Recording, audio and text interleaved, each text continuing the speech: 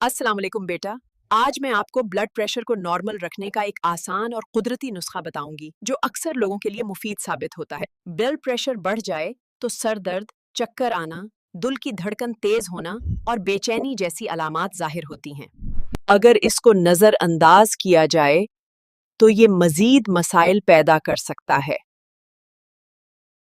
छोटी चंदन 5 तोला, खुश्क धनिया 5 तोला, देसी गुलाब 5 तोला, काली मिर्च 1 तोला, छोटी इलायची 1 तोला। तमाम अज्जा को अच्छी तरह पीस कर बारीक पाउडर बना लें और किसी साफ शीशे के जार में महफूज कर लें। ये तमाम चीजें कुदरती हैं। रोजाना सुबह और शाम एक चाय का चम्मच पानी के साथ इस्तेमाल करें।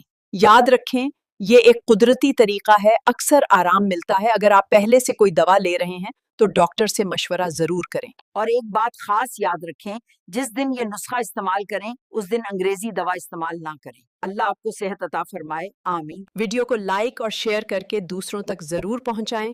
अगर कोई सवाल हो तो कमेंट में जरूर पूछें।